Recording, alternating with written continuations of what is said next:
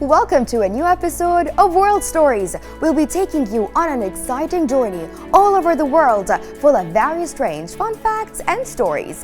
In our journey this week, we'll take you to the Holi Festival of Colors celebration at the oldest Hindu temple in Bahrain. We'll dare you to be brave enough to walk over a glass skywalk featuring 5D technologies. We'll show you how couples compete in wife-carrying championships. Ever been to a bull running festival before? We'll take you there. This and much more exciting stories in our journey around the world. Fasten your seatbelts.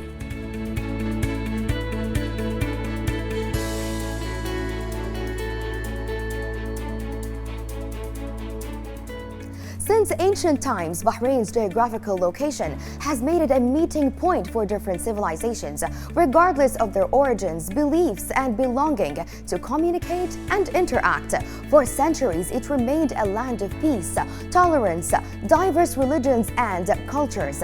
In this new edition of World Stories, we decided to take advantage of that and explore the wonderful diversity we enjoy on this beautiful island. The first station of our journey today is a piece of India in the heart of Bahrain, Manama's 200-year-old Shrikrishna Temple, where we'll enjoy the Holi Festival of Colors. If you haven't heard about the Holi Festival before, it's the Hindu festival of love and colors that signifies the victory of good over evil. It's celebrated on the day after the full moon in early March every year. Being at this festival is definitely an experience to remember. Get ready now to enjoy with us a blast of colors. In our Journey Through Culture segment, we're entering now to the Hindu temple in Manama to attend the Holi Colors Festival. By the way, getting this colored is not an option. Let's go.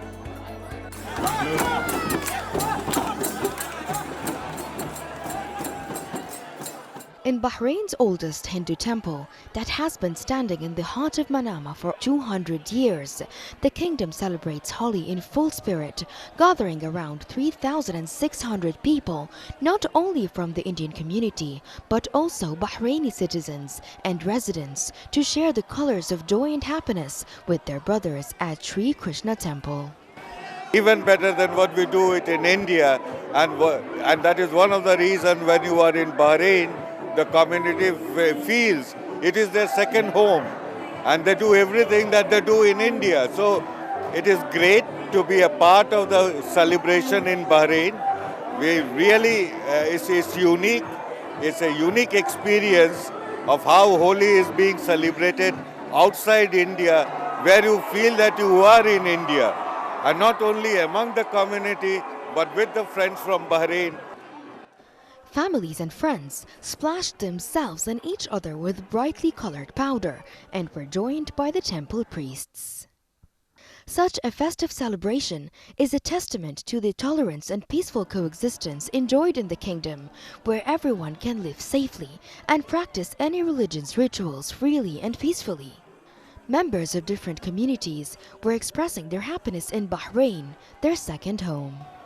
I am the chairman of Hindu temple here in Bahrain since so many years, and we have been celebrating this festival of colors, and we are happy to see so many here, not only Hindus but all the religions. They come and they take part here. We are proud of His Majesty King Hamad bin Isa Al Khalifa for giving us this opportunity to celebrate our festivals without any fear. We have here members of the Indian community in Bahrain. They'll tell us how they feel about celebrating their festival here in Bahrain. So happy Holi to all Indians here. Here in Bahrain, I feel like I am in India. It's my second home. It's a Happy Holi to all of you, and it's a beautiful color festival. I feel that I am at home only. Happy Holi to you. Happy Holi to all. We are enjoying a lot here in Bahrain. Thank you so much. Happy Holi to all. We are enjoying here a lot. Even we are not missing India. Here it is India only. Okay, thank you. The colors of festival Holi is being celebrated in Bahrain. It's a second home for us. Cheers for Bahrain and happy Holi to all. Thank you. It's amazing atmosphere here. Bahrain is a multi-tolerance, multicultural society. It's all colors what we have seen here. There is no caste, there is no creed, there's no religion. It's only one religion, and we love Bahrain, and it's an excellent country to stay for everyone. God bless Bahrain. Holi is a festival of joy. We are thankful to temple authorities and management, and they used to do every year, irrespective of caste, creed, and religion. We are celebrating the Holi and Rangoli festival for many years in Bahrain. Bahrain ki jai ho! India ki jai ho! We have with us here Mr. Babu, who has been living in Bahrain for 67 years. Let's hear what he thinks. I'm very happy to enjoy our Holi function since the beginning, since I came in 1955. And we have been enjoying this Holi festival since then. Every year we are enjoying, and we are very pleased to see all the people coming and enjoying over here. The festive occasion was attended by many dignitaries, distinguished guests, government officials and diplomats from the kingdom. Bahrain continues to showcase its long-standing commitment to upholding the principles of peaceful coexistence, openness and mutual respect.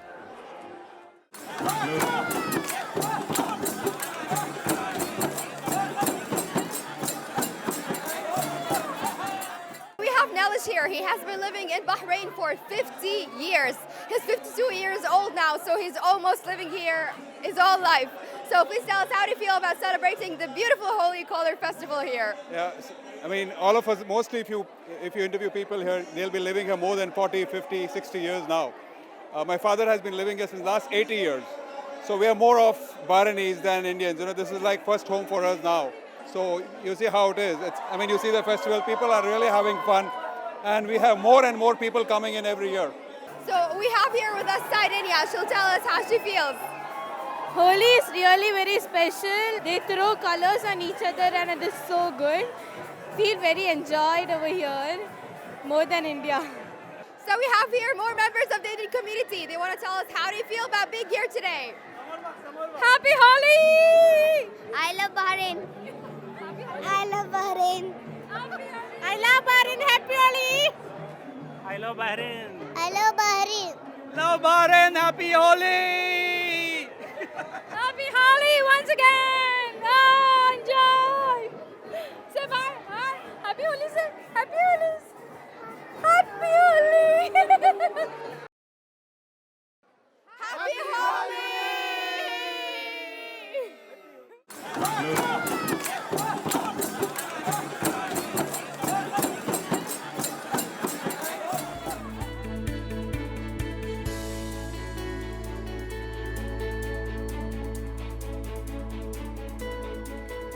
From Bahrain to the world, across southern and eastern Russia, thousands are marking the end of the harvest by celebrating traditional Tatar culture.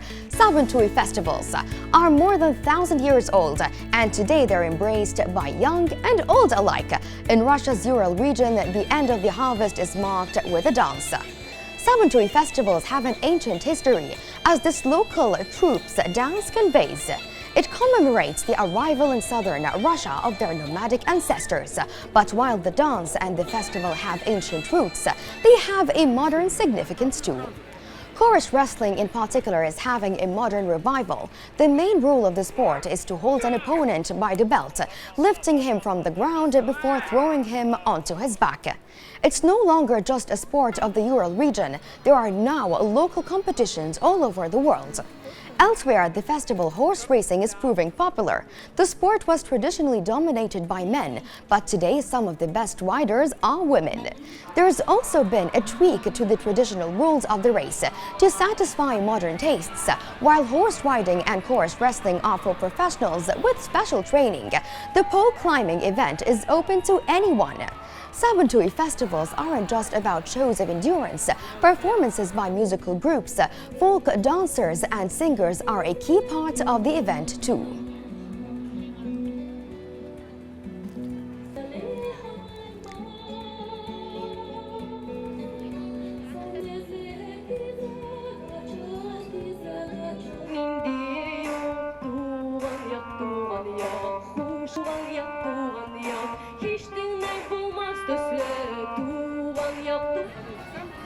Traditional dress is also imported at Samadtui festivals. In the past, dress breastplates such as these decorated with real silver coins were worn to weddings and on special occasions. The intricate patterns had great social significance. For many, it's the deep connection with the past that keeps them coming back to Samadtui festivals year in, year out. It's a cultural tradition thriving in the present day.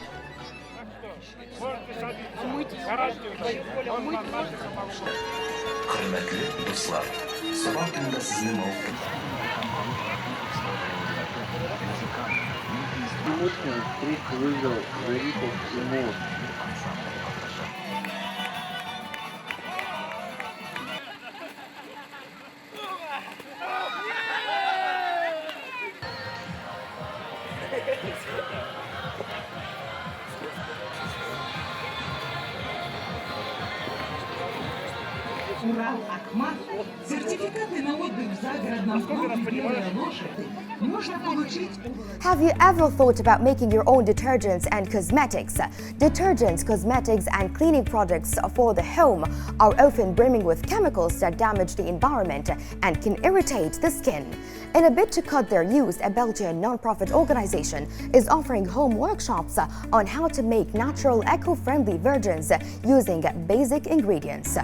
Called Naturally Brilliant, the course also offers lessons on homemade cosmetic products. A group of women gather in Brussels, armed with kitchen mixers, whisks, and spoons. Over the past 3 years, the organization has made its mission to teach people how to prepare zero-waste home and beauty products that are both good for the planet and for human health. The organization's activities include home workshops for groups of friends or family members, as well as public presentations at markets and environmental fairs. Interesting. Rocks from the first moon landing are on show in London, marking the 50th anniversary of the Apollo 2nd mission to put a man on the moon. They're among 180 objects from private and international collections which explore our obsession with the moon from earlier civilizations. The mission to land men on the moon captivated the world. There are even little pieces of the near side of the moon at this exhibition at the Royal Museums in Greenwich, London. Scientists are still studying these rocks to learn more about ourselves as well as the moon.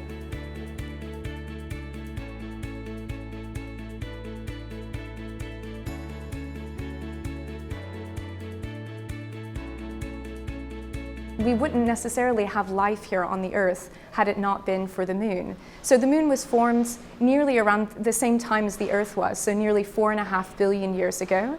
And we think that the way the moon was formed was when an object about the size of Mars smashed into the Earth, the very early Earth, I should say, and that threw lots of debris out into space. This debris collected together, and eventually, just through gravity, it formed the moon. And so over time, we of course know now that the moon impacts our tides, so it creates high and low tides every single day. And our tides affect life here on the Earth. In China, daredevils can take a brave walk over a glass skywalk, which features 5D technologies and a range of special effects. The skywalk is nearly 220 meters long and 2.3 meters wide, with the floor of the bridge adopting laminated glass and 5D technology. The dazzling effects range from a soothing aquarium-style scene to a heart-stopping glass-cracking illusion that keeps visitors well and truly on their toes. Oh my God! Surrounded by immense mountains, hills and folk houses, that bridge offers a picturesque view for tourists. 80 meters above the ground, with the structure capable of handling 400 visitors. The 5D effects, such as flowers blooming and fish swimming, add to the colorful surroundings. Would you like to try this?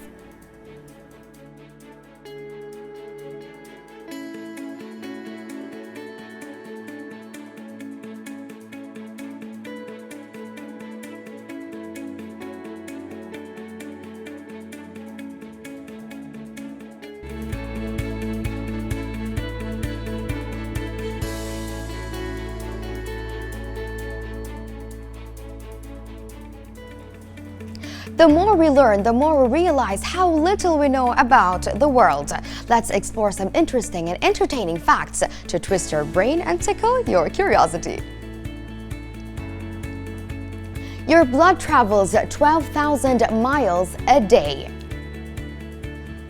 An electric eel is known to produce electricity sufficient enough to light up 10 electric bulbs. Astronauts on the International Space Station witness around 15 sunrises and 15 sunsets every day. Starfish can regrow their arms. In fact, a single arm can regenerate a whole body.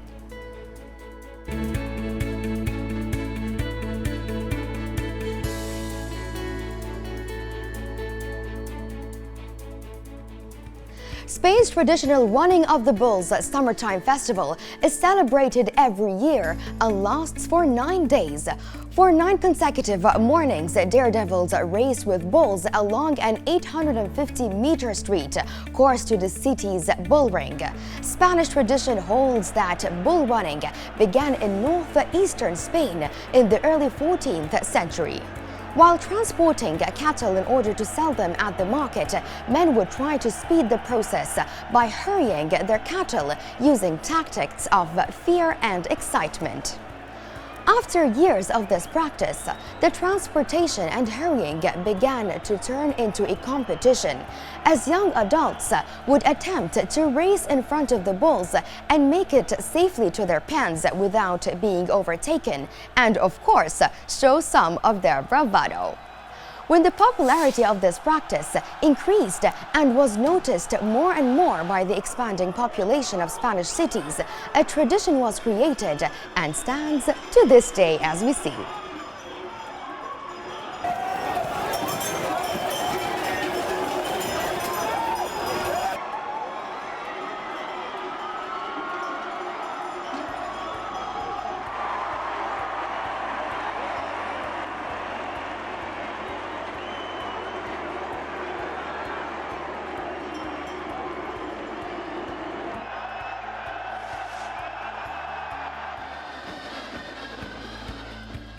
In Japan, for pet owners grieving the loss of their four-legged friends, a unique Tokyo cafe is offering some consolation. A first of its kind in Japan, Dear Pet's Pet Loss Cafe is a small coffee shop in the Tokyo ward of Shibuya. It specializes in catering for guests who've experienced pet loss. The cafe has visitors fill out a small slip of paper, letting them know a bit about their pet that passed away, and asks whether the guest would like to speak with a staff member or spend their time alone. Guests can also write messages on flower-shaped paper and leave them in the cafe for future visitors to read. They have a hall reserved for Buddhist funeral ceremonies, and guests can have a Buddhist priest come and conduct a memorial ceremony for their pet.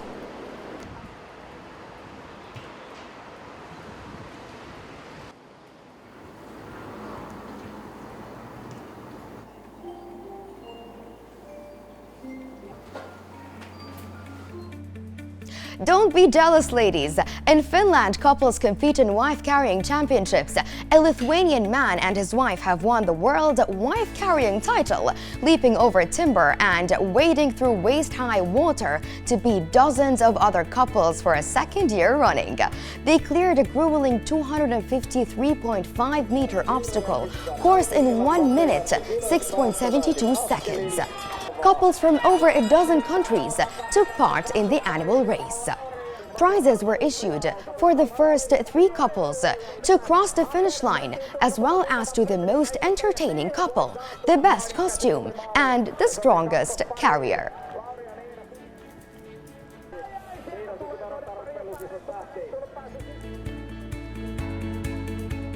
Sand sculptures aren't made to stand the test of time. Let's see who used this fact to send out a very meaningful message. In a city park in western Poland, the temporary structures are drawing attention to the plight of animals whose own futures are also at risk. The sculptures in this park in Poznan are temporary tributes. They're the creations of an all-women team of 10 Polish sculptors. The sculptors' meticulous work is drawing attention to the risk presented by human connectivity to threatened, vulnerable and endangered species. I love the idea. The sculptors have chosen a variety of animals, from rare forest beetles to the Australian koalas, which is classified as vulnerable. The finished works are a range of shapes and sizes, with some towering as high as 3 meters. The sculptors say working with sand is a delicate task. They use a variety of tools, from delicate lathes to large knives and saws.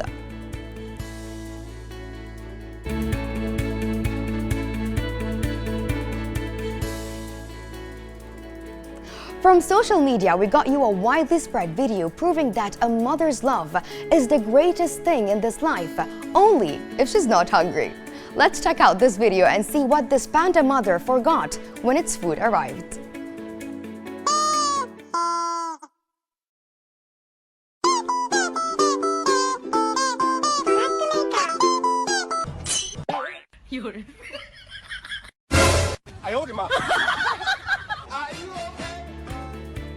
With this, we have arrived at our last station. Goodbye and see you next week with new facts, journeys, and world stories.